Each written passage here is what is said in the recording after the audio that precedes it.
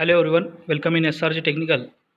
In this video, we will going to study syllabus topic 2.7 identification of different types of faults developed. Identification of different types of faults developed. Okay, वेगवेगळ्या प्रकारचे जे दोष तयार होतात, निर्माण होतात, त्यांची ओळख. फॉल्ट्स मे बी फॉल्ट्स हे कदाचित असू शकतात. Different types of faults developed, mechanical faults, electrical faults and magnetic faults. Figure 2.7.1 different types of faults developed. Syllabus topic 2.7.1.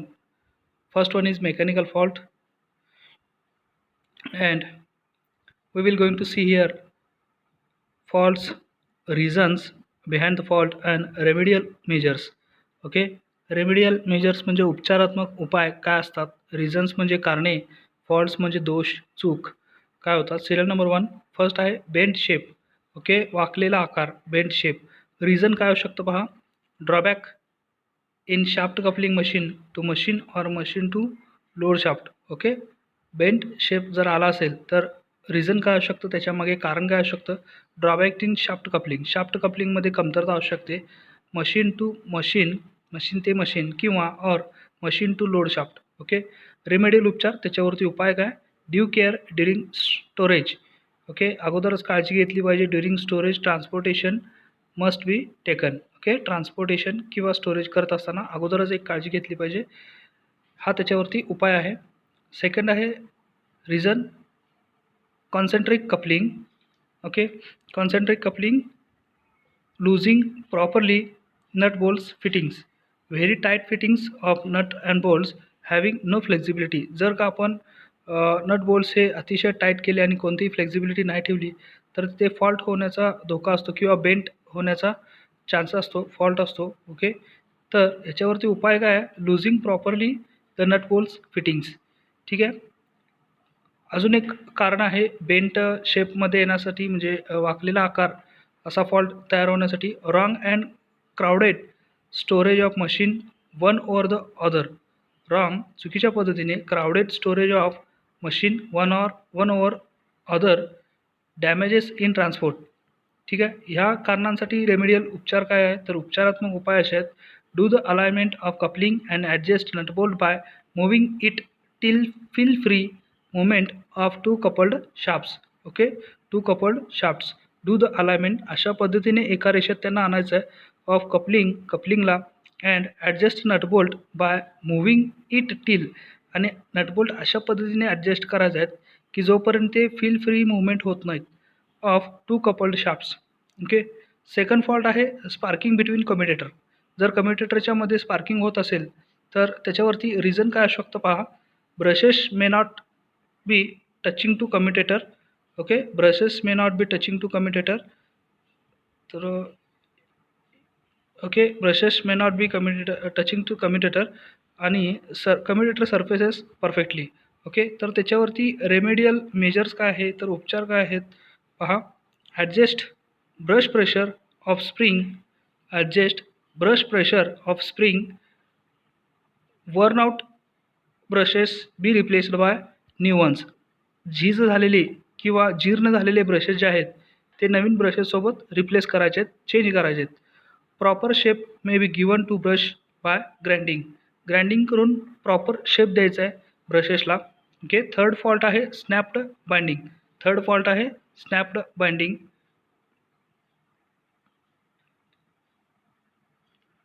स्नॅप्ड binding म्हणजेच की असं स्नॅप केलेलं आहे किंवा आकार घेतला आहे, एक विशिष्ट प्रकारचा आकार घेतलेला आहे.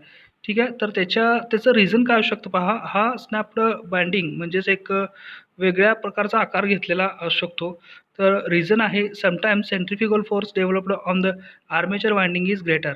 ओके, जो सेंट्रिफ्युगल फोर्स तयार होतो तो आर्मेचर वाइंडिंगवरती हा ग्रेटर असतो. ठीक आहे, त्याच्यावरती रेमेडियल मेजर्स काय आहेत, उपचारात्मक उपाय काय आहेत, तर टेक द प्रॉपर मेजर्स म्हणजे योग्य ते उपाय घ्या. फोर्थ फॉल्ट आहे, चौथा फॉल्ट आहे divergence in round shape of commutator. Divergence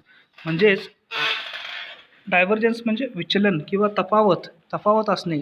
divergence in round shape of कम्युटेटरच्या राऊंड शेपमध्ये जरा तफावत आहे, हा फॉल्ट आहे. ओके, तर त्याच्यावरती रिझन काय होऊ शकतं पहा, त्याचं कारण काय आहे. Commutator segments might not have been properly pressed by tightening rings during assembling. Okay, assembling करत असताना टायटनिंग रिंग्स जे असतात ते व्यवस्थित प्रेस केल्या नसल्यामुळे अशा पद्धतीने कम्युटेटरच्या राऊंड शेपमध्ये डायव्हर्जन्स येऊ शकतो. तर त्याच्यावरती उपाय काय आहे. यूज टायटनिंग रिंग्स वापरा again and give round shape fitting, आणि त्याला राऊंड शेप फिटिंग द्या कम्युटेटरला. ओके, हा झाला फोर्थ फॉल्ट. फिफ्थ फॉल्ट आहे ट्रबल इन बेअरिंग. ट्रबल म्हणजे त्रास, बेअरिंगमध्ये काहीतरी अडथळा होतोय, त्रास होतोय. रिझन काय असू शकतं. लुब्रिकेशन केलेलं नसेल, greasing, maintenance schedule not followed. Maintenance शेड्यूलचे त्याचं जे देखभालीचं वेळापत्रक आहे ते फॉलो केलं नसेल. ओके, अजून काही कारणं असू शकतात. Machine load, coupling, misalignment. Machine load जे आहे त्याचं कपलिंग असतं तो मिसअलाइनमेंट आहे, म्हणजे एका सरळ रेषेत नाही आहे. Excessive vibrations due to sudden change in load. Excessive vibrations म्हणजे अधिक कंप होतात due to sudden change in लोडमध्ये अचानक चेंज झाल्यामुळे. Overload for hours together. ठीक आहे, म्हणजेच ओव्हरलोड केलेला आहे जास्त तासांसाठी. तर अशा वेळी काय होऊ शकतो, बेअरिंगमध्ये ट्रबल येऊ शकतो. तर त्याच्यावर रेमेडियल मेजर्स काय आहेत, उपचारात्मक उपाय असे आहेत. लोड द मशीन प्रॉपरली, मशीनला प्रॉपरली लोड करायचं आहे. चेक कपलिंग चेक करायचं आहे. रिप्लेस बेअरिंग्स रिप्लेस करू शकतो आपण. Stop machine if vibrations are excessive, मशीनला स्टॉप करायचं जर का त्याच्यामध्ये कंप जास्त येत असतील तर. ओके, सिक्स्थ नंबरचा फॉल्ट आहे 6वा fault, mismatching of brush and brush holders. जर ब्रश आणि ब्रश होल्डरमध्ये मिसमॅचिंग होत असतील तर त्याच्या मागे कारण काय असू शकतं, रिझन काय असू शकतं पहा.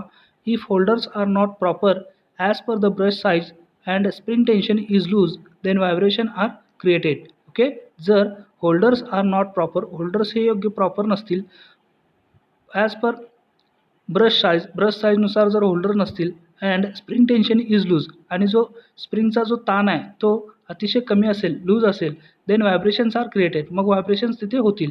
त्याच्यावरती उपाय काय आहेत, adjust properly. Okay, properly adjust करायचे आहेत. सेवन्थ नंबरचा आहे ट्रान्सफॉर्मरच्या बाबतीत फॉल्ट येतात काही. फर्स्ट आहे बुशिंग्स. पहा फॉल्ट इकडे नेक्स्ट पेजला आहे. बुशिंग्स डेव्हलप्ड क्रॅक्स, बुशिंगला क्रॅक जातो. ओके, मग कारण काय असू शकतं, चेंज इन ॲटमॉस्फेरिक कंडिशन्स, वातावरणातील बदलांमुळे. टू कोल्ड, अतिशय थंड झाल्यामुळे बुशिंग्सला क्रॅक जातात. टू हॉट, अतिशय गरम झाल्यामुळे म्हणजे टेम्परेचर गरम झाल्यामुळे बुशिंग्सला क्रॅक जातात. Heavy rain affect the bushings आहेत. जर अति पावसाळा झाला तर ब्रशला तो काय करतो, अफेक्ट करतो, परिणाम करतो. तर त्याच्यावरती रेमेडियल्स मेजर्स काय आहेत पहा, उपचारात्मक उपाय. Maintenance schedule can be followed, maintenance schedule तो फॉलो करायला पाहिजे फॉर क्लिअरिंग डर्ट. ओके, त्याच्यावेळी धूळ आणि घाण जी आहे ती क्लीन करण्यासाठी मेंटेनन्स शेड्यूल फॉलो केलं गेलं असलं पाहिजे. ओके, हा त्याच्यावरती उपाय आहे. Electrostatic stress may cause crack on brushing. इलेक्ट्रोस्टॅटिकचा जो ताण आहे, ओके, विद्युत क्षेत्राचा जो ताण आहे, इलेक्ट्रोस्टॅटिक स्ट्रेस, तो कदाचित क्रॅक जाण्यासाठी कारणीभूत ठरू शकतो बुशिंग्सला. This may also be due to pressure of connecting rod used for connecting supply. Okay, हे याच्यामुळे सुद्धा असू शकतो. This may also be due to pressure of connecting rod, जे कनेक्टिंग रॉड्स असतात त्याच्या प्रभावामुळे, त्याच्या दाबामुळे हे क्रॅकिंग जाऊ शकतात बुशिंग्सला. Okay, used for connecting supply, जे की ते कनेक्टिंग सप्लायसाठी वापरलेले असतात. तर ह्याच्यावरती दुसरा एक रेमेडियल मेजर्स असा आहे, connection of supply line must be observed. Okay, supply लाईनचं जे कनेक्शन आहे ते ऑब्झर्व केलं गेलं असलं पाहिजे. सेकंड आहे tap changer not working properly. जो ट्रान्सफॉर्मरचा टॅप चेंजर असतो तो प्रॉपरली योग्य त्या रीतीने काम करत नसेल तर contacts might have been damaged due to arcs developed when tap changer is used frequently on load. Okay, जर का आपण टॅप चेंजर वारंवार जर यूज करत असेल लोडला, तर त्याच्याने काय होतं, contacts might be have been damage. त्याचे जे कॉन्टॅक्ट्स आहेत ते डॅमेज होऊ शकतात ड्यू टू आर्क्स डेव्हलप्ड. त्याच्यामध्ये स्पार्किंग एक डेव्हलप होतं, त्याच्यामुळे त्याचे contacts might have been damaged. त्या कॉन्टॅक्ट्सला हानी होऊ शकते, म्हणून तिथे काय होतं, टॅप चेंजर व्यवस्थितरित्या काम करत नाही. तर याच्यावरती रेमेडियल मेजर्स काय आहे, उपचारात्मक उपाय असा आहे, ड्युरिंग ब्रेकडाऊन मेंटेनन्स, ओके, म्हणजे बिघाडातील मेंटेनन्स करत असताना क्लीन द कॉन्टॅक्ट्स क्लीन करायचे आहेत, रिमूव्ह कार्बन, त्याच्यावरती जमलेला कार्बन रिमूव्ह करायचा आहे. हा त्या फॉल्टवरचा काय आहे, उपचार आहे. थर्ड आहे ट्रान्सफॉर्मरमधील फॉल्ट, डॅमेज्ड गॅस्केट. जर गॅस्केट डॅमेज होत असतील तर रिझन काय असतो पहा, gasket make the air tight seal on tank containing oil in the full level. Okay, gasket म्हणजेच काय, तर तो एअर टाईट करण्यासाठी टँकमध्ये वापरला जातो, containing oil in full level. Okay, oil full level असेल तर एअर टाईट तिथे केलं जातं, याच्यासाठी गॅस्केट यूज करतात. ओके, तो जर डॅमेज असेल तर हा त्याच्या मागचा रिझन आहे पहा, atmospheric conditions and reaction of oil with gasket material damage the gasket. Okay, वातावरणातील सभोवताल स्थिती and reaction of oil, okay, आणि ऑइलसोबत झालेली क्रिया, reaction of oil with gasket मटेरियलसोबत डॅमेजेस द गॅस्केट. ओके, गॅस्केटला ते हानी देऊ शकतात, नुकसान करू शकतात.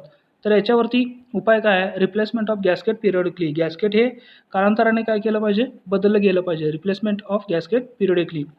हे झाले faults. These are the mechanical faults developed in motors as well as transformers. Now we will going to see syllabus topic 2.7.2 electrical faults. आता इलेक्ट्रिकल फॉल्ट्स कोणते आहेत, त्याचे रिझन्स काय आहेत, त्याचे रेमेडियल उपचार्स काय आहेत ते आपण पाहूयात. In MSBT summer 13 winter 17 the question is asked, list the mechanical magnetic and electrical faults in the electrical machines. Okay, second आहे इलेक्ट्रिकल फॉल्ट्स. इथं पाहू शकतो आपण सिरियल नंबर 1 फॉल्ट. दोष काय आहे पहा, रॉंग इलेक्ट्रिक कनेक्शन. जर रॉंग इलेक्ट्रिक कनेक्शन असतील तर कारण काय असू शकतं, field winding connections may be wrong. Okay, मोटरचे फील्ड वाइंडिंग जे आहे त्याचे कनेक्शन कदाचित चुकीचे असू शकतात. सेकंड आहे field armature winding connection might be wrong. Field to armature winding connection कदाचित चुकीचे असू शकतात. थर्ड आहे three phase motor phase sequence connection RYB may be wrong. Okay, तर आता याच्यावरती रेमेडियल मेजर्स म्हणजे उपचारात्मक उपाय काय आहेत पहा, त्वरित करण्यासारखे. चेक द कनेक्शन चेक करायचे आहेत जर का फॉल्ट रॉंग इलेक्ट्रिक कनेक्शन असतील तर. ओके, आणि चेक डायरेक्शन ऑफ रोटेशन, रोटरची फिरण्याची दिशा चेक करायची आहे, तपासायची आहे. Interchange connection for proper working. Okay, जर का three phase motor phase sequence connection RYB may be wrong, कदाचित तो रॉंग झाला असेल तर त्याचे कनेक्शन्स इंटरचेंज करायचे आहेत. Interchange connection for proper working, योग्य त्या कामासाठी इंटरचेंज करा. सेकंड फॉल्ट आहे कॉन्टॅक्ट कनेक्शन्स ओपनिंग. जर का कॉन्टॅक्ट कनेक्शन्स ओपनिंग असतील तर रिझन काय असू शकतो, ड्राय सोल्डरिंग असू शकते, इम्प्रॉपर अँड लूज सोल्डरिंग असू शकतो, ऑफ जॉईंट्स. ओके, तर रेमेडियल मेजर्स काय आहेत, resolder the joints etcetera, clean the contacts. तर आपण कॉन्टॅक्ट्स ते पुन्हा रिसोल्डर करायचे आहेत आणि क्लीन करायचे आहेत. Okay, melting of contacts. जर का जोड वितळत असेल, melting of contacts, dry solders joints be opened are again to be joints. Okay, dry solders असतात त्यामुळे ते मेल्ट होत असतात, त्याला आपण पुन्हा ओपन करून पुन्हा जॉईंट करायचे आहेत. ओके, थर्ड आहे break due to opening of soldering. अशा पद्धतीचे जर फॉल्ट येत असतील तर त्याच्यामागे हे कारण असू शकतात आणि त्याच्यावरती उपचारात्मक उपाय हे आहेत. Okay, fault number 3 damaged insulation. आवरणाला नुकसान चाललेलं आहे, आवरणाचं नुकसान होत आहे. Over voltage stresses, long running overloading, entry of moistures. Okay, over व्होल्टेजचा ताण असू शकतो, लॉंग रनिंग असू शकते, ओव्हरलोडिंग असू शकतं, एंट्री ऑफ मॉइश्चर, या कारणांमुळे डॅमेज इन्सुलेशन होत असतं. ओके, तर त्याच्यावरती उपाय काय आहेत, ड्राय द इन्सुलेशनला नेहमी कोरडं ठेवायचं आहे. Check voltage, reduce the load. Okay, check voltage check करायचं आहे, रिड्यूस लोड करायचा आहे, लोड कमी करायचा आहे मोटरवरचा. ओके, आणि थर्ड जो उपाय आहे, stop the machine intermittently for sometimes. Okay, intermittently म्हणजे अधूनमधून मशीन काय करायचं आहे, बंद करायचं आहे काही वेळेसाठी. ओके, फोर्थ फॉल्ट आहे कम्युटेटर डार्कनिंग बर्निंग. कम्युटेटर हे डार्क पण होतात आणि बर्निंग पण होतात. तर याच्यामागे रिझन काय असू शकतं पहा, due to dust accumulation. Okay, धूळ आणि घाण त्याच्यावरती अक्युम्युलेट झाल्यामुळे, जमा झाल्यामुळे असं हे होऊ शकतं, कम्युटेटर डार्कनिंग आणि बर्निंग होऊ शकतं. Offering low resistance path to flow of current from positive brush to the negative brush. Okay, positive ब्रशकडून निगेटिव्ह ब्रशकडे जाण्यासाठी कमी रोधकाचा मार्ग तो काय करतो, ऑफर करतो. ओके, तर पहा याच्यावरती उपाय काय, क्लीन द कम्युटेटरला स्वच्छ ठेवायचं आहे. Adjust and check brush tension, adjust and check brush tension, ब्रशचा जो ताण आहे तो चेक करायचा आणि ॲडजस्ट करायचा आहे. Replace shapeless brushes, okay. Replace shapeless brushes, जे शेपलेस ब्रशेस झाले आहेत, आकार नसतो त्या ब्रशेसला, असे ब्रशेस काय करायचे आहेत, रिप्लेस करायचे आहेत. Improper brush tension or commutator on the slip rings. Shapeless brushes creating gap between brush and commutator, okay. हे पहा, हे कारण असू शकतो. शेपलेस ब्रशेस जे आहेत तो गॅप निर्माण करतो कम्युटेटर आणि ब्रशमध्ये, त्याच्यामुळे तिथं काय होऊ शकतं, कम्युटेटर डार्कनिंग होऊ शकतो आणि बर्निंग होऊ शकतो, okay. Surface slash slip ring surfaces, okay. तर याच्यावरती हे उपाय आहेत. Clean the commutator, adjust and check brush tension, replace shapeless brushes, okay. हा 4th फॉल्ट आहे मोटरवरचा.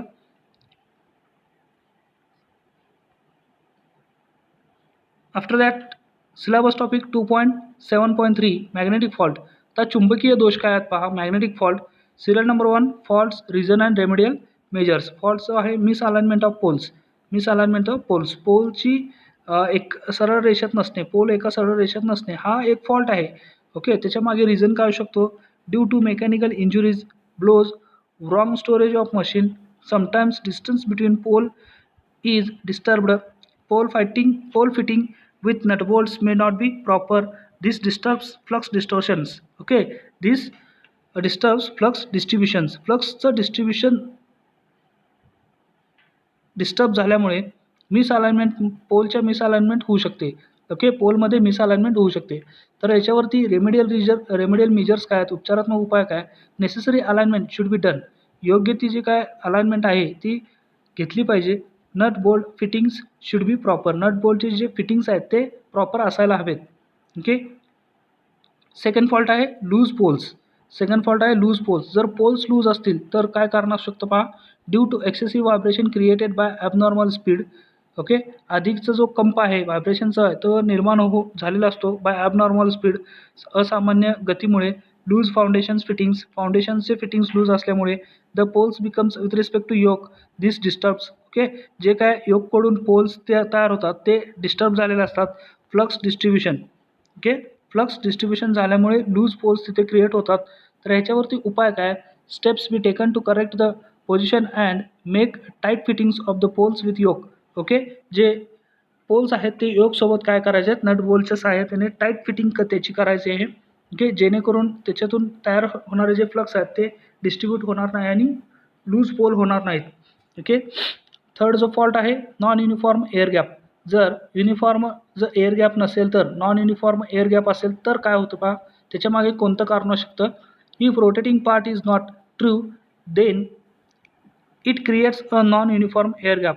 पहा, if rotating part is not true then it creates a non uniform air gap. जर rotating होणारा पार्ट्स हा ट्रू नसेल, म्हणजेच काय की तिथं जर तो कमी जास्त साईजचा असेल, okay, then it creates a non uniform air gap. तर तिथे काय होऊ शकतं, नॉन युनिफॉर्म एअर गॅप तयार होऊ शकते. ह्याच्यावरती रेमेडियल मेजर्स काय, make true the shaft of rotor or replace it, ठीक आहे. तर जो शाफ्टचा जो रोटरचा जो शाफ्ट आहे त्याला ट्रू करायचा आहे, म्हणजे योग्य त्या साईजमध्ये करायचा आहे, ऑर रिप्लेस इट, किंवा त्याला बदलायचा आहे किंवा त्याला चेंज करायचं आहे. 4th नंबरचा फॉल्ट आहे abnormal heating of core, okay. असामान्य उष्ण होतो कोअर, ज्यावेळी गरम होतो, असामान्य म्हणजे ॲम्बियंट टेम्परेचरपेक्षा जास्त तो होतो त्यावेळी. त्याच्यामागे कारण काय असू शकतं पहा, magnetic losses increases if there is air gap, if there is gap between stampings of core insulation, damage, over heating of insulation due to overload or excessive voltage, okay. हे कारण असू शकतात, excessive voltage. This results in non uniform flux distribution, okay. Non uniform flux distribution झाल्या नसल्यामुळे abnormal heating of core होतो. आता non uniform flux distribution कशामुळे होणार नाही, तर ही कारणे असू शकतात. Magnetic losses increases if there is gap between stamping of core, okay. कोअरचे जे स्टॅम्पिंग्स आहेत त्याच्यामध्ये किंवा कोअर इन्सुलेशनमध्ये जर गॅप तयार झाला असेल तर, इन्सुलेशन डॅमेज झालं असेल तर, over heating of insulation due to overload or excessive voltage, अधिकच्या लोडमुळे किंवा अधिकच्या व्होल्टेजमुळे इन्सुलेशन काय होतं तिथे, हीट होतं, ओके. यामुळे तिथे ॲबनॉर्मल हिटिंग होऊ शकतात मोटरमध्ये. तर ह्याच्यावरती उपाय काय आहे, टायटन द कोर स्टॅम्पिंग्स, जे कोरचे स्टॅम्पिंग जे आहेत ते टाईट करायला हवेत. Adjust the voltage to its normal voltage. Okay, normal voltage, सामान्य व्होल्टेज इतकंच तिथं काय करा, व्होल्टेज ॲडजस्ट करा. Load the machine properly avoiding overloads. Okay, मशीनला योग्य त्या रीतीने लोड करायचं आहे, अवॉइडिंग ओव्हरलोड करायचं नाही आहे, ओव्हरलोड टाळायचं आहे. ओके, अशा पद्धतीने फोर्थ फॉल्ट आहे. फिफ्थ फॉल्ट आहे warped and dented core and burns. Warped and dented cores are burned. Okay,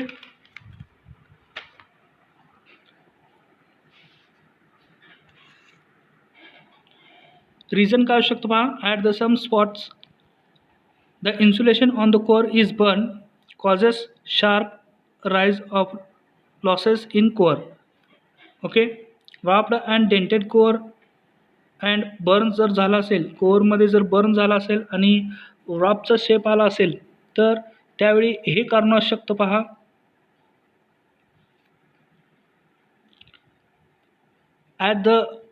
at some spots the insulation on the core is burn. काही ठिकाणी इन्सुलेशन हे बर्न झालेलं असतं कोअरवरचं, causes sharp rise of losses in core. त्याच्यावरती remedial measures काय आहे, necessary repairs, आवश्यक ती रिपेअर्स घेतली पाहिजे. रिवॉर्निशिंग कोअर. ओके, कोअरला जो मुलामा आहे तो पुन्हा एकदा दिला पाहिजे. Replacing same stampings and recoring. Okay, same stamping replace करून रिकोरिंग तिथं केलं पाहिजे. अशा पद्धतीने मोटर्समध्ये येणारे फॉल्ट्स आणि त्याची कारणे आणि त्याच्यावरती उपाय जे आहेत ते आपण पाहिलेत. हे झाले मॅग्नेटिक फॉल्ट्स होते, मॅग्नेटिक फॉल्ट्स, इलेक्ट्रिकल फॉल्ट्स. त्याचबरोबर आपण मेकॅनिकल फॉल्टसुद्धा आपण डिस्कस केले आहेत. नेक्स्ट जो सिलेबस टॉपिक आहे, factors affecting life of transformer. Okay, असे कोणते घटक आहेत की ते प्रभाव करतात ट्रान्सफॉर्मरच्या लाईफवरती ते पहा.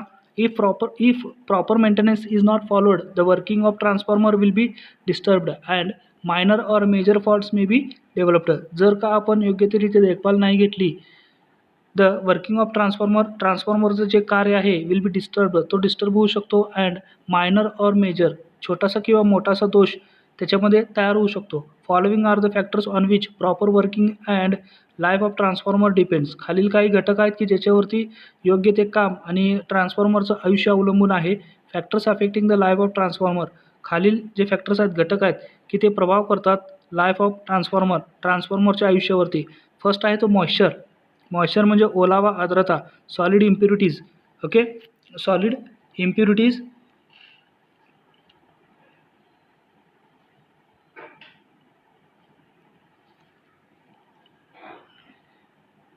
त्याचबरोबर थर्ड आहे व्हॅर्निशेस. फोर्थ आहे presence of oxygen. Slackness of winding. Okay, वाइंडिंगचं जो एकावरती एक वाइंडिंगचे थर रचलेले असतात त्याच्यावरती सुद्धा काय आहे, ट्रान्सफॉर्मरचं लाईफ अवलंबून आहे. सिक्स्थ आहे टेम्परेचर. ओके, फर्स्ट होता तो मॉइश्चर, सॉलिड इम्प्युरिटीज. थर्ड आहे व्हार्निशेस. फोर्थ आहे प्रेझेन्स ऑफ ऑक्सिजन. व्हार्निशेस म्हणजे व्हार्निश करणे, म्हणजे मुलामा देणे किंवा चकाकी देणे. ठीक आहे. प्रेझेन्स ऑफ ऑक्सिजनचं तिथं उपस्थिती असणे. स्टॅकनेस ऑफ वाइंडिंग एकावरती एक ठेवलेलं असतात ट्रान्सफॉर्मरच्या कोरच्या लिंबवरती. तर त्याची जर ती स्टॅकनेस म्हणजे रचलेला जो भाग जो आहे तो कमी जास्त हाईटचा किंवा कमी जास्त जर होत असेल तर त्याच्यावरती सुद्धा हा ट्रान्सफॉर्मरचं लाईफ अवलंबून आहे. Sixth number temperature. Figure 2.8.1 factors affecting the life of transformer. First आहे मॉइश्चर म्हणजे ओलावा. Generally the transformer core and windings assembly is accommodate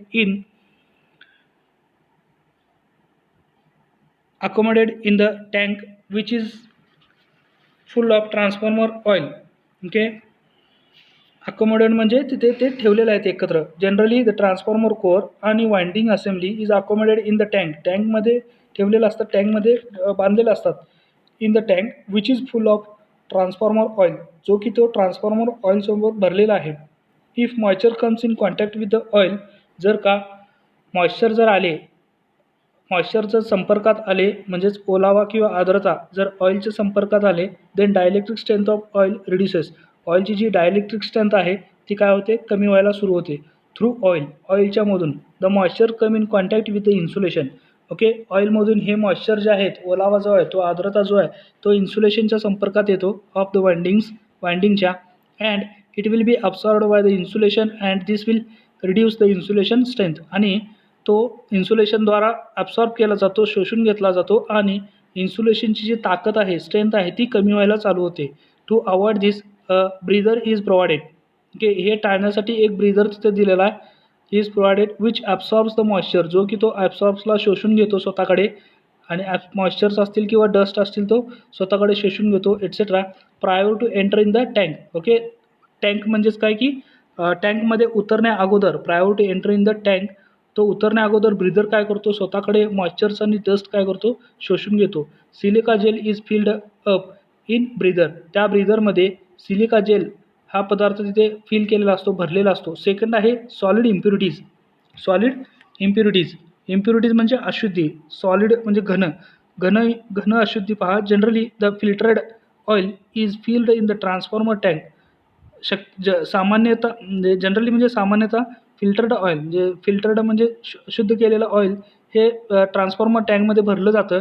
if the tank is not cleaned, जर का टँकच क्लीनड नसेल, and it contains solid particles inside, आणि त्याच्यामध्ये जर आत घन पदार्थ असतील, सॉलिड पार्टिकल्स असतील किंवा कण असतील त्याच्यामध्ये, then this will get mixed with the oil, आणि मग हे काय होतील, ऑइलसोबत मिक्स होतील.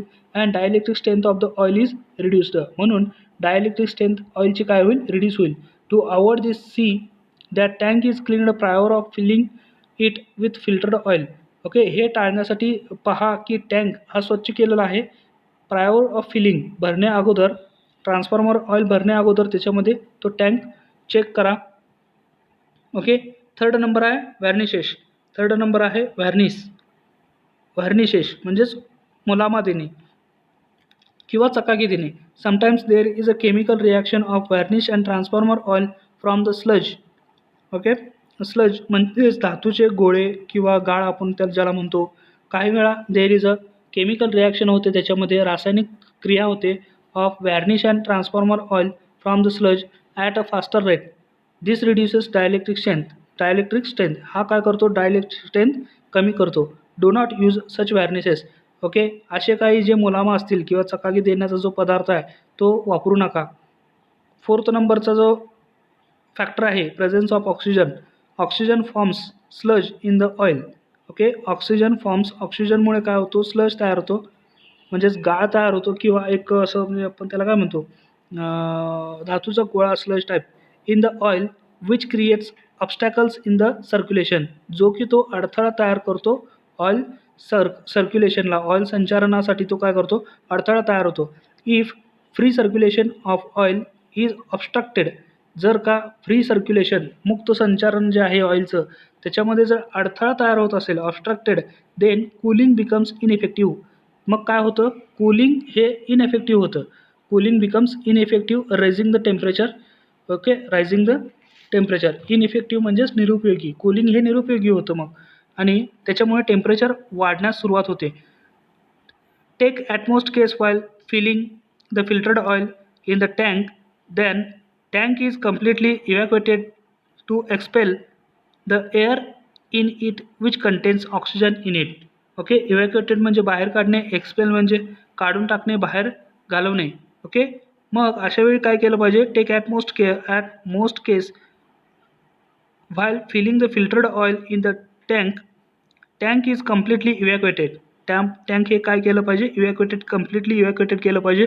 To expel the air in it which contains oxygen in it, की टँकमध्ये ऑक्सिजनसुद्धा नसायला हवा. ओके, अशा पद्धतीने टँकमधून ऑक्सिजन बाहेर काढून घ्या, एक्सपेल करा. फिफ्थ नंबरचा जो फॅक्टर आहे, स्टॅकनेस ऑफ वाइंडिंग. स्टॅकनेस म्हणजे रचलेला, वाइंडिंग रचणे. ठीक आहे, position of the coils are disturbed and the coils are stacked due to the following reason: short circuit, electromagnetic forces, electrostatic forces, alternate heating and cooling of coils. या कारणांमुळे जो winding आहे एकावरती एक थर देऊन रचलेला असतो, स्टॅकल केलेला असतो, त्याची पोझिशन काय होते, डिस्टर्ब होते. Okay, lift up the core coil lift up the core coil, कोरचे जे कॉईल आहे ते लिफ्ट करा, कोर कॉईल असेंब्लीचे लिफ्ट करा and see that tie rods are not loosen. Okay, आणि हे पहा की त्याचे जे टाय रॉड आहेत म्हणजे रॉडने बांधलेले आर नॉट लूज, ते लूज नसायला हवेत. अँड टायटन द रॉड्स, मग असतील तर रॉड टाईट करा to remove stacking. Okay, stacking remove करण्यासाठी. ठीक आहे. 6th नंबरचा आहे टेम्परेचर. 6th नंबरचा फॅक्टर जो आहे temperature. All the insulations are sensitive to temperatures. Okay, सर्व जे इन्सुलेशन्स आहेत, आवरणं जे आहेत ते संवेदनशील आहेत तापमानाच्या बाबतीत.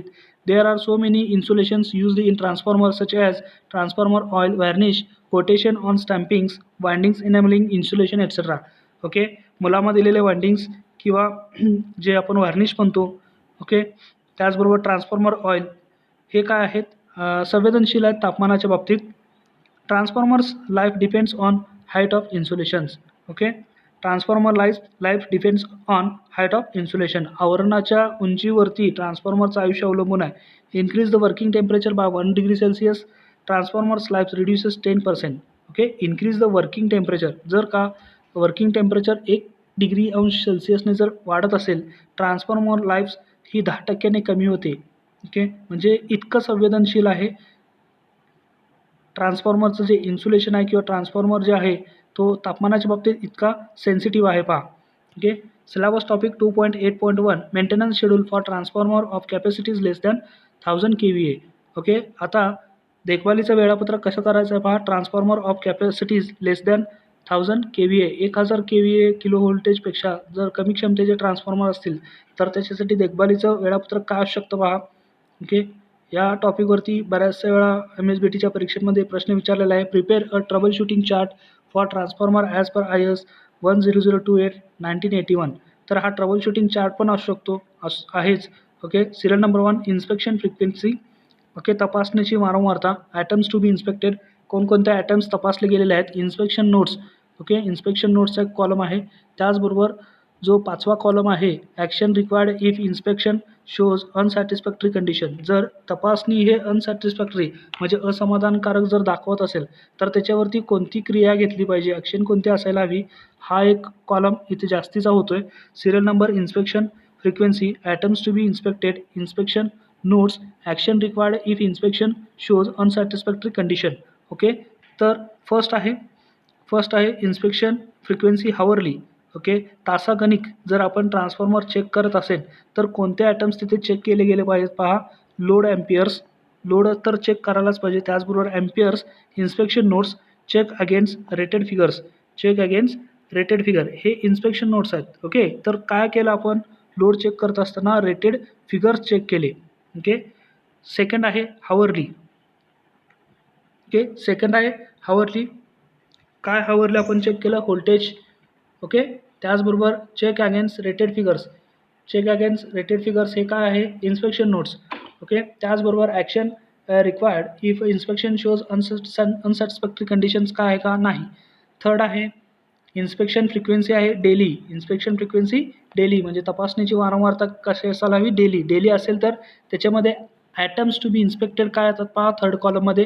डिहायड्रेटिंग ब्रीदर म्हणजेच हा श्वासोश्वास करून देतो. ब्रीदर काय काम करतो, मॉइश्चर आणि डस्ट स्वतःकडे शोषून घेतो टँक्समध्ये एंटर करण्यापूर्वी. तर डेली हे काम करत असताना किंवा इन्स्पेक्शन करत असताना ह्या ब्रीदरला सुद्धा त्याचं डिहायड्रेटिंग जे आहे ते चेक केलं गेलं पाहिजे. इन्स्पेक्टेड to be atoms to be इन्स्पेक्टेड. आणि फोर्थ जो कॉलम आहे इन्स्पेक्शन नोटचा, तर त्याच्यामध्ये काय केलं नेमकं, check that air passage are clear. Air passage जो होतोय तो क्लिअर आहे. Check colour of active agents. Okay, ज्या ब्रीदरमध्ये सिलिका जेलमध्ये हे पदार्थ टाकलेला असतो त्याचा ॲक्टिव्ह कलर काय करायचा आहे, ॲक्टिव्ह एजंटचा कलर तो आहे तो चेक करायचा आहे. ओके, आणि actions required if inspection shows unsatisfactory condition. तर अशी कोणती क्रिया करायला हवी जर इन्स्पेक्शन केलेलं अनसॅटिस्फॅक्टरी म्हणजे असमाधानकारकरित्या स्थिती असेल तर.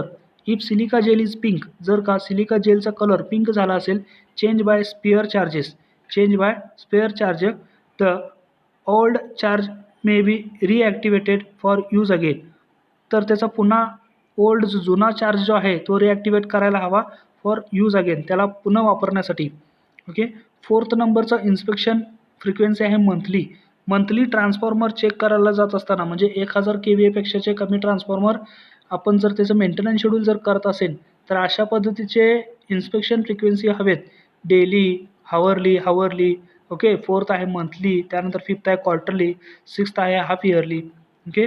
तर पहा, मंथली जर करायला जात असेल तर मंथली कोणत्या गोष्टी, कोणते ॲटम्स इन्स्पेक्टेड केले पाहिजेत? ऑइल लेवल इन ट्रान्सफॉर्मर, ट्रान्सफॉर्मरमधील ऑइल लेवल चेक केले गेलं पाहिजे. Check transformer level. Okay. Inspection note काय आहे? Check transformer level.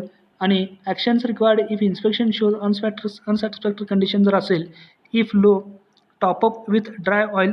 जर का ट्रान्सफॉर्मर ऑइल लेवल कमी असेल तर टॉपअप करा, फिल करा with dry oil. Examine transformer for leaks. Okay. Transformer leak कुठे आहे का ते एक्झामिन करा, तपासा. फिफ्थ जे आहे inspection frequency quarterly. Okay. Quarterly म्हणजेच त्रैमासिक. तर 3 महिन्यानं जर एखादा आपण 100 kVA इतक्या क्षमतेचा, त्याच्यापेक्षा कमी क्षमतेचा जर ट्रान्सफॉर्मर मेंटेनन्स शेड्यूल जर बनवत असेल तर फिफ्थ नंबरचा इन्स्पेक्शन फ्रिक्वेन्सी काय येणार? Quarterly.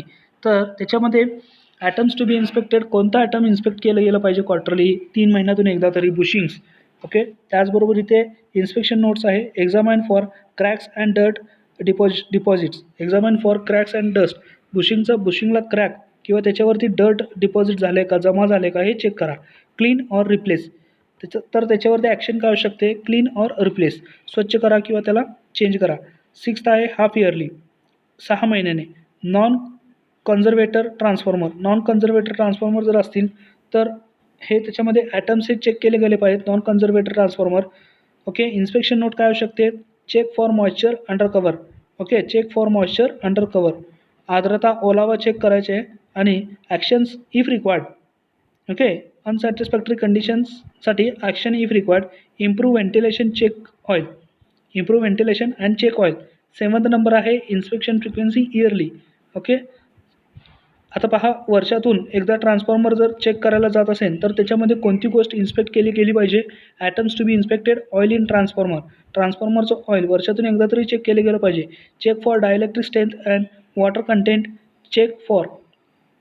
Okay. Take suitable action to restore quality of oil. योग्य ती ॲक्शन घ्या ऑइलची क्वालिटी रिस्टोर राहण्यासाठी. ॲसिडिटी अँड स्लज चेक करायचे, त्याच्यातील गाळ तो चेक करायचा आणि त्याच्यातील आम्ल चेक करायचं आहे. ओके. इयरली, वर्षातून एकदा ट्रान्सफॉर्मर ऑइल चेक करत असताना हे करायला हवेत. 8th नंबर आहे इयरली, वर्षातून एकदा. पुन्हा वर्षातून एकदा जर ट्रान्सफॉर्मर चेक करत असेल तर अर्थ रेजिस्टन्स एकदा चेक केले गेलं पाहिजेत. ओके. त्याच्यावरती इन्स्पेक्शन नोट्स काय नाही आहे. त्यानंतर जे आहे action required if inspection shows unsatisfactory condition जर असेल, take suitable actions if earth resistance is high. योग्य ते ॲक्शन घ्या, योग्य ती क्रिया घ्या जर अर्थ रेजिस्टन्स जास्त झालं असेल तर. 9th नंबर आहे inspection frequency yearly. Relays, alarm, their circuits etcetera हे सुद्धा वर्षातून एकदा चेक झाले पाहिजेत. Examine relay and alarm contacts, their operation, fuses etcetera. Check relay accuracy etcetera. Okay. त्याचबरोबर ॲक्शन काय असेल, गरजेची ॲक्शन काय असेल? Clean the components and replace contacts and fuses if necessary. Change the setting if necessary. ठीक आहे. 10th नंबरचा आहे 2 इयरली, 2 वर्षातून एकदा. जर ट्रान्सफॉर्मर आपण समजा तिथे चेक करायला जात असेल, देखभाल तिची करायला जात असेल, मेंटेनन्स करायला जात असेल तर 2 वर्षातून एकदा करायला जात असताना नॉन कॉन्झर्वेटर जे आहे तो ॲटम चेक केला गेला पाहिजे. ओके. त्याच्यावरती इन्स्पेक्शन नोट अशी असू शकते. Internal inspection above core. त्याचबरोबर ॲक्शन कोणती आहे पहा? Filter the oil regardless of conditions. 11th number आहे 5 इयरली, 5 वर्षातून एकदा. जर ट्रान्सफॉर्मर 1000 kVA इतक्या कमी क्षमतेचा, जर याच्यापेक्षा कमी क्षमतेचा जर ट्रान्सफॉर्मर आपण 5 वर्षातून एकदा इन्स्पेक्ट करत असेल, मेंटेनन्स करत असेल तर इन्स्पेक्शन फ्रिक्वेन्सी 5 इयरली करत असताना तर त्याच्यामध्ये कोणते असे ॲटम्स असतात? कोणतेच नाही आहेत. ठीक आहे. त्याचबरोबर इन्स्पेक्शन नोट्स काय असू शकते? Overall inspection including lifting of core and coils. Okay. Overall inspection करायला हवं, including lifting of core and coils. त्याचबरोबर action required wash by hosing down with clean dry oil. Wash म्हणजे स्वच्छ करा, by hosing down with clean dry oil. Okay. स्वच्छ आणि कोरड्या तेलाने तिथं काय करा? वॉश करा.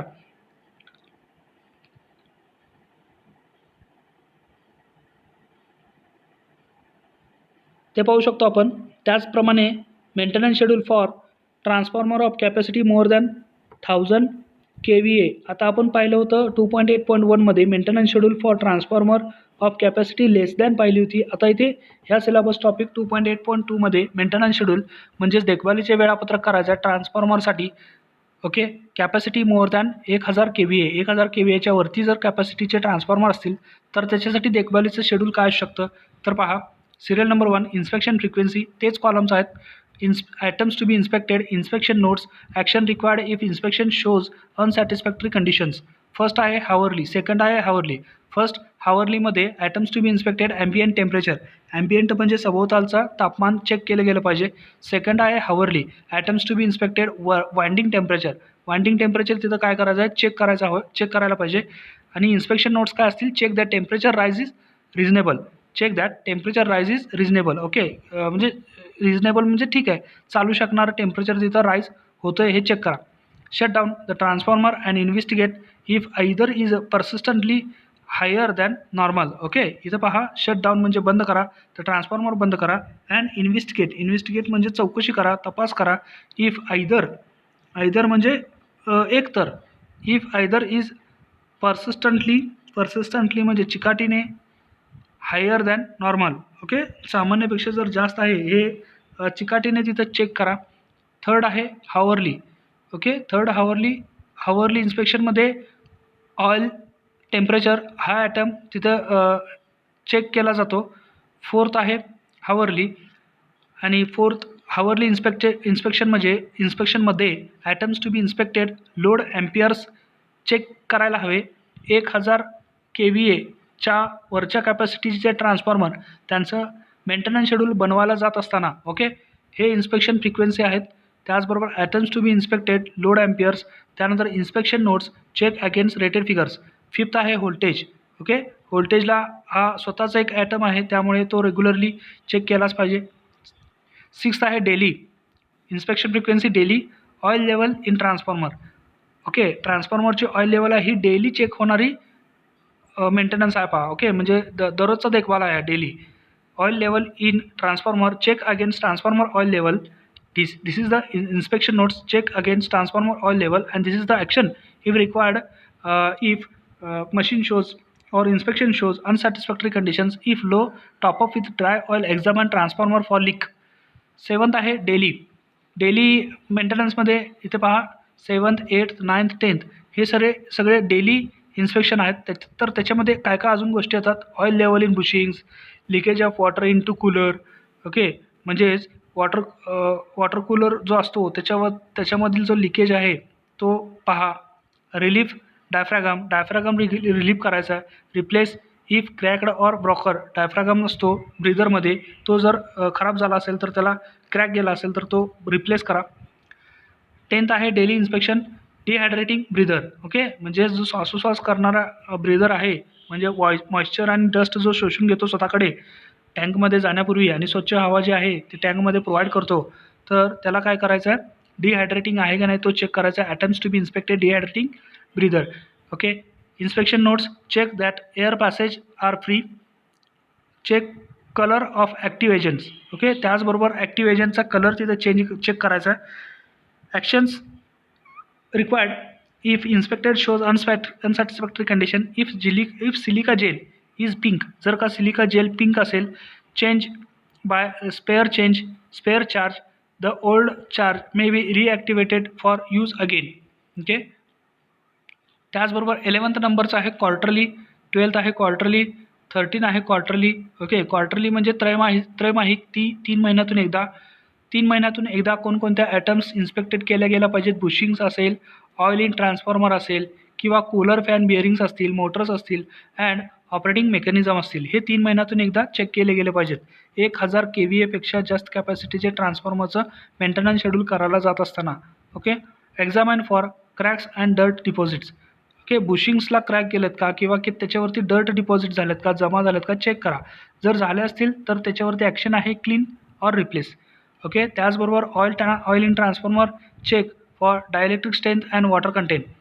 ट्रान्सफॉर्मर ऑइलची डायलेक्ट्रिक स्ट्रेंथ आणि त्याच्यामध्ये वॉटरचे प्रमाण किती आहे हे चेक करा. Take suitable action to restore quality of oil. ऑइलची क्वालिटी रिस्टोअर करण्यासाठी, ऑइलची क्वालिटी मेंटेन ठेवण्यासाठी सुटेबल ॲक्शन घ्या, योग्य ती काळजी घ्या.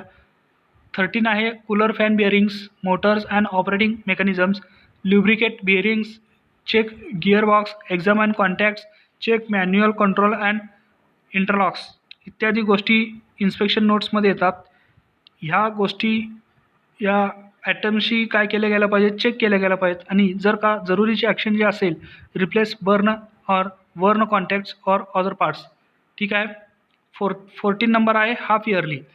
Oil cooler test for pressure. 15 आहे yearly or yearly if the transformer can conveniently be taken out for checking. Conveniently म्हणजेच सोयीस्करप्रमाणे. जर वर्षातून एकदा जर ट्रान्सफॉर्मरला मेंटेनन्समध्ये घेत असेल सोयीस्करप्रमाणे, तर ऑइल्स इन ट्रान्सफॉर्मर हा आयटम तिथे चेक केला गेला पाहिजे. Check for acidity and sludge, त्याच्यामधील आम्ल आणि जे गाळ आहे तो चेक केला गेला पाहिजे. फिल्टर ऑर रिप्लेस, त्याला फिल्टर करा किंवा रिप्लेस करा. हा 16 नंबरचा इन्स्पेक्शन फ्रिक्वेन्सी आहे. Yearly or earlier if the transformer can conveniently be taken out for checking. वर्षातून एकदा किंवा ट्रान्सफॉर्मरच्या सोयीस्करप्रमाणे जर ट्रान्सफॉर्मर मेंटेनन्समध्ये घेतला असेल तर हे ॲटम्स इन्स्पेक्टेड झाले पाहिजेत. Oil filled bushings, okay, test oil, filter or replace. 17 आहे yearly or earlier if the transformer can conveniently be taken out for checking. Gasket joints check करायचे आहेत. Tighten the bolts evenly to avoid uneven pressure. 18 number आहे 2 yearly. Cable boxes check for sealing arrangements for filling holes, examine compound for cracks, replace gasket if leakage. Okay. त्याचबरोबर इथे पहा second yearly 2 वर्षातून एकदा surge diverter and gaps check करायचे आहेत. Examine for cracks and dirt deposits हा inspection notes आहे. त्याच्यावरती ॲक्शन क्लीन फॉर रिप्लेस. 20 नंबरचा आहे 2 इयरली. ओके. 2 वर्षातून घेतले जाणारे ॲटम, इन्स्पेक्टेड केले जाणारे ॲटम्स पहा. Relay, alarm, their circuits, examine relay and alarm contacts, their operation, fuses etcetera, check relays accuracy etcetera. हे आपण मगाशी पाहिलं होतं. 1 इयरली होतं. 1000 KVA पेक्षा कमी कॅपॅसिटीचं जर ट्रान्सफॉर्मर असेल तर त्यावेळी. आता 1000 पेक्षा जास्त कॅपॅसिटीचा ट्रान्सफॉर्मर मेंटेनन्स शेड्यूल बनवायला जात असताना 2 yearly relays, alarm and their circuits हे चेक करायचे आहेत. त्याच्याबरोबर त्याची ॲक्शन कोणती घ्यायची पहा. Clear the components and replace contacts and fuses if necessary, change the setting if necessary. Second yearly earth resistance check करायचा आहे. Take suitable action if earth resistance is high. 5 yearly 1000 to 3000 KVA inspected items आहेत 5 yearly करायचं असताना. Overall inspection including lifting of core and coils, wash by hosing down with clean dry oil. 23 नंबरचा आहे 7 to 10 yearly. 7 ते 10 वर्षातून एकदा above 3000 KVA, okay, 3000 KVAच्या वरच्या कॅपॅसिटीचे जे ट्रान्सफॉर्मर आहेत त्यांच्यासाठी हा इन्स्पेक्शन आयटम आहे. Overall inspection including lifting of cores and coils हे इन्स्पेक्शन त्याच्यामध्ये झाले पाहिजेत. Wash bye washing down with clean dry oil. Okay. Planned schedule maintenance. Planned schedule maintenance is displayed near to the equipment and is to be followed to keep the equipment fit for normal working and to avoid faults and increase life of the equipment. Preventive maintenance as listed below is also important. Okay. Planned schedule जे आहे देखभालीचं is displayed near the equipment. Okay. त्या आपल्या ट्रान्सफॉर्मरजवळ किंवा equipment विद्युत साधनं जे आहेत त्याच्याजवळ तिथे डिस्प्ले केले गेले पाहिजेत. And is to be followed आणि त्यांना फॉलो केलं गेलं पाहिजे to keep the equipment fit for normal working and to avoid faults, दोष टाळण्यासाठी, and increase the life of equipment आणि त्याचबरोबर त्या इक्विपमेंटची आयुष्य वाढवण्यासाठी. प्रिव्हेंटिव्ह मेंटेनन्स प्रतिबंधात्मक देखभाल as listed below is also important.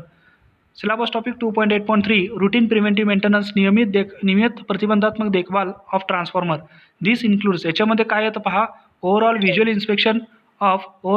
Inspection without dismantling, checking oil level through glass windows in conservator tank, cooling system, leakage, bushings, conservator, breather, silica gel colour. हे आहे routine preventive maintenance म्हणजे नियमित प्रतिबंधात्मक देखभालीमध्ये या गोष्टी येतात ट्रान्सफॉर्मरच्या बाबतीत.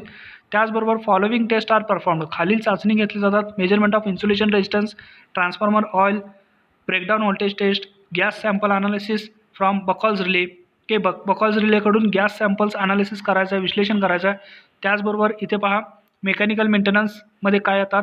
Titans the fittings, nut bolts oil deposited, dust deposited are scraped and removed from bushings, tanks, tubes.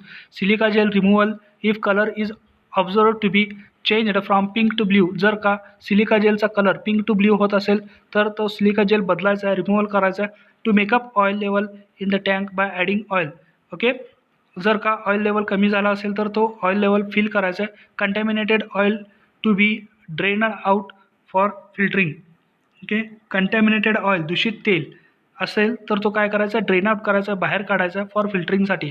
त्याचबरोबर पिरियडिक मेंटेनन्स काय होतं पहा. This includes the following test: dielectric test, acidity test, crackle test, moisture contaminants. Okay, moisture contaminants इत्यादी test ट्रान्सफॉर्मरच्या बाबतीत येतात. Syllabus topic 2.9 preventive maintenance of induction motor.